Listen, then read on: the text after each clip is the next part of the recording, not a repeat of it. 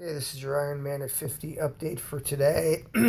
Got going on my 30-mile ride today. Instead, I'm still down at the shore, so instead of riding the ride I took yesterday, which was heading out 54 going east, I actually decided to go down to the coastal highway and ride that along the beach and just get another flat long ride. But as I got started here, I ended up pulling over because I heard a clicking on my bike. One of the things you always got to be aware of, obviously, is what's going on with your machine and making sure things are working properly. The thing I realized, it was pretty simple. It was just the little disc that helps gauge the speed and cadence on my cat eye. It just kept hitting the back odometer as it came around every single time. So once that was adjusted, off I go.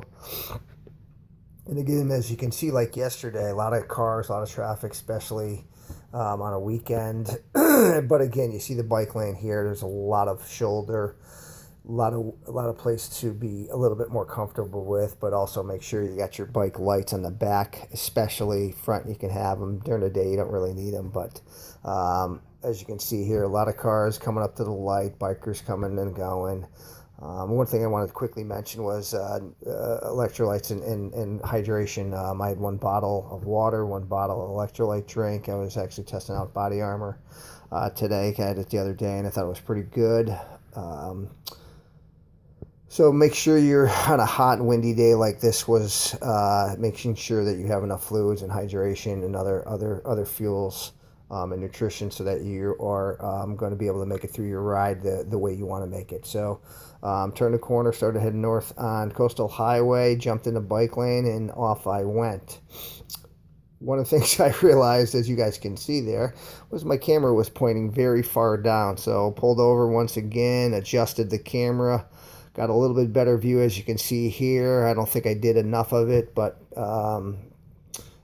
and again, talking about riding, a lot of bikers on this coastal highway in Fenwick, casual riders, more cyclists really going out on a long ride. You see runners going both directions. I had a 2-lane road here, cars going 40, 50 miles an hour. A lot to contend with, a lot you got to be aware of. And then, of course, you've got things like this happening where there's a dump truck pulled over on the side of the road.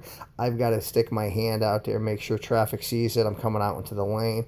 Got to be very aware.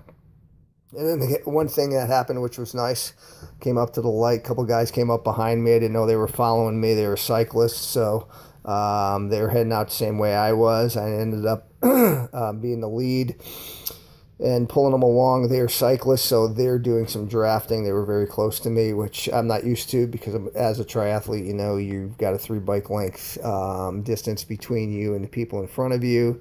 I knew they were pretty close behind me, and I was being the lead out man, if you will, as they do in the Tour de France and other bike rides. But what was great about this section of the course is it was about a 9-mile stretch, I think it was, and I think we averaged 23 to 25 miles an hour because of the wind was at our backs, and it was just a fun ride. Was really pushing it. Probably pushed it a little too much because on the return ride I actually was heading into the wind and wasn't able to stay down in Aero position or really push it real hard, but it was okay. So this was the bridge that is, I think, heads over to Rehoboth. This was the part where I was coming up, getting close to that 15-mile turnaround mark that I was doing.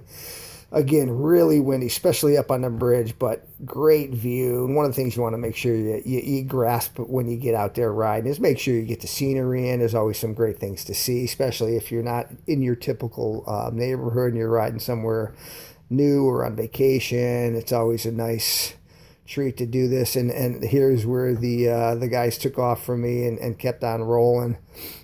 Which was okay because at this point I had a good, almost a good 10 mile of really heavy riding. I felt pretty good. I knew I had a turnaround coming up over the bridge, so I was just giving myself a little bit of break, taking in the scenery, taking in the water. It was nice. And like I said, on the turnaround, it was rough. Like I said, this 9-mile stretch with the 2 guys I was pulling along, we were doing about 23, 25 miles an hour coming back. I think I was doing 16 at best.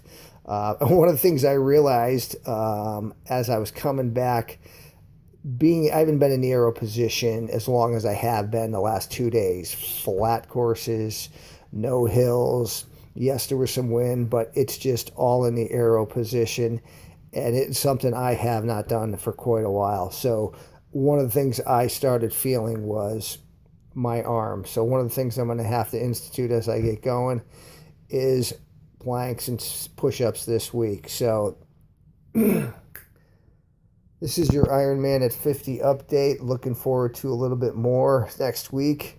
Adding the planks, adding the push-ups, a little bit more core and dynamic stretching. I won't have the sore arms as I did today and yesterday after the two flat, windy aero position bike rides. So this is your Ironman at 50 update. Hope you're having a great day. Hope you're having a great weekend. Hope you're having a great workout. We'll talk to you tomorrow.